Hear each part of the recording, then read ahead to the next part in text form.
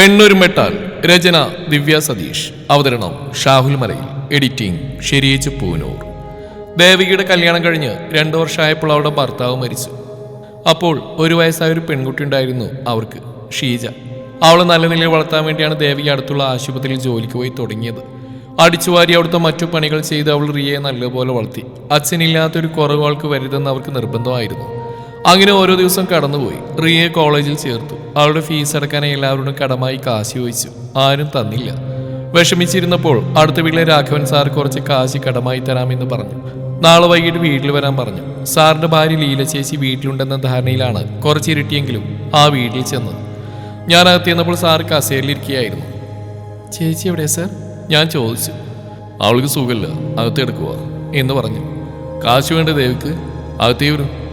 ഞാൻ അദ്ദേഹം കാണിച്ചെന്ന മുറിയിൽ ചെന്ന് നോക്കുമ്പോൾ അവിടെ ചേച്ചിയില്ല.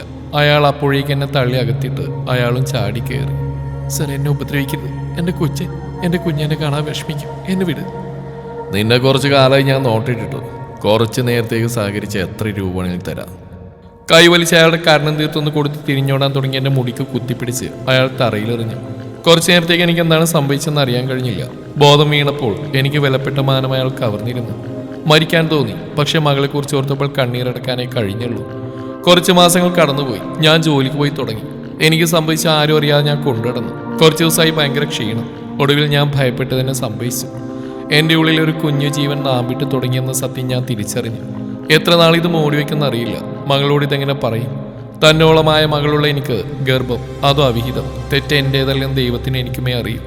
മകളെ എങ്ങനെ പറഞ്ഞു മനസ്സിലാക്കും? ഞാനൊരു കാര്യം ഉറപ്പിച്ചു, ഇതിനെങ്ങനെയെങ്കിലും ഒഴിവാക്കണം. ആരും അറിയാതിരിക്കാൻ വേറെ ഹോസ്പിറ്റലിൽ പോയി ഡോക്ടറെ കണ്ട് കാര്യം പറഞ്ഞു. കുറേ സമയം ആലോചിച്ചു. പിന്നെ ഡോക്ടർ പറഞ്ഞു, ചെക്കപ്പ് ചെയ്തിട്ട് പറയാൻ ദേവകി. ചെക്കപ്പ് എല്ലാം കഴിഞ്ഞ് ഡോക്ടർ പറഞ്ഞു, ഒരുപാട് താമസിച്ചു പോയല്ലോ, 4 മാസം കഴിഞ്ഞു, ഇനി റിസ്ക്കാ.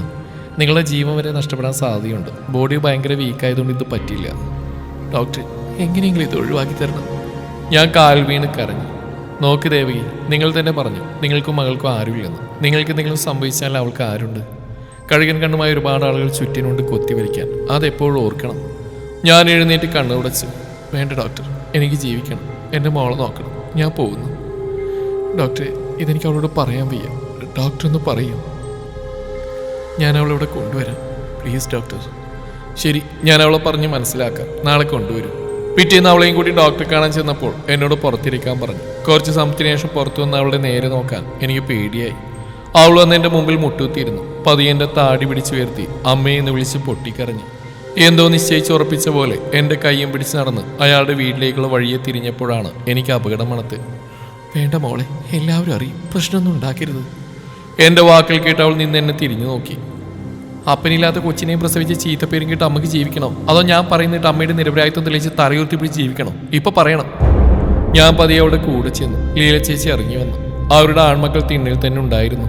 ചെന്നപാടെ രാഘവൻ സാർ ഇല്ലേ ഇവിടെ എന്ന് അവൾ ചോദിച്ചു. അകത്തുണ്ടെന്ന് പറഞ്ഞ് അവർ നോക്കുമ്പോഴേക്കും അവൾ എൻ്റെ കൈ പിടിച്ച് അയാളുടെ മുമ്പിലെത്തിയിരുന്നു. എന്താ മോളെ, 2 പേരും കൂടി എന്ന ചോദ്യത്തിന് കാരണം പോയിച്ചൊരു അടിയാണ് അവൾ കൊടുത്ത്. 2 3 പേരുണ്ട്. തൻ്റെ വീരകൃത്യത്തിന്റെ പല എൻ്റെ അമ്മയുടെ വയറ്റിലുണ്ട് എന്നും പറഞ്ഞ് ഒരെണ്ണം കൂടി കൊടുത്തു. ലീല ചേച്ചിയും മക്കളും അപ്പോഴേക്കും അവളെ പിടിച്ചു മാറ്റി. എന്താ കുട്ടി പറയുന്നതെന്ന ചോദ്യത്തിന് മറുപടിയായി അവൾ എല്ലാവരോടും പറഞ്ഞു. അവരുടെ ആൺമക്കൾ ലീല ചേച്ചിയുടെ കുടുംബ വീട്ടിൽ താമസമായി. എല്ലാവരും എല്ലാം അറിഞ്ഞു. രാഘവൻ നടന്നൊന്ന് സമ്മതിക്കാവുന്നപ്പോൾ ഞാൻ കേസ് കൊടുത്തു.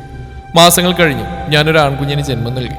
ഇതിനിടയിൽ ലീല ചേച്ചി നിയമപരമായി വിവാഹബന്ധം വേർപ്പെടുത്തി. രാഘവന്റെ സ്വത്തുക്കൾ 3/4 ഭാഗവും മക്കൾ കൈയടക്കി. അയാൾ കുഞ്ഞിന്റെ പിതൃത്വം സമ്മതിക്കാത്തതുകൊണ്ട് DNA ടെസ്റ്റ് നടത്തി. കുഞ്ഞ് അയാളുടേതാണെന്ന് ഉറപ്പായി. അയാളെ കൊണ്ട് ബാക്കി സ്വത്തുക്കൾ കോടതി വഴി കുഞ്ഞിന്റെ പേരിൽ എഴുതി വാങ്ങി.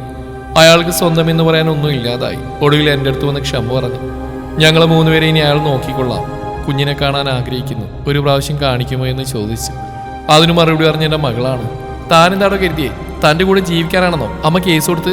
എൻ്റെ അമ്മയുടെ നിരപരാധിത്വം തെളിയിക്കാനാണ്. ഒരു പെണ്ണിനെ പിച്ചു ചീന്തുമ്പോൾ നഷ്ടം അവൾക്ക് മാത്രമല്ല ഉണ്ടാവുന്നത്, നിങ്ങൾക്കും ഉണ്ട് നഷ്ടപ്പെടാൻ. കുടുംബം, പേര്, പ്രശസ്തി, സ്വത്ത്.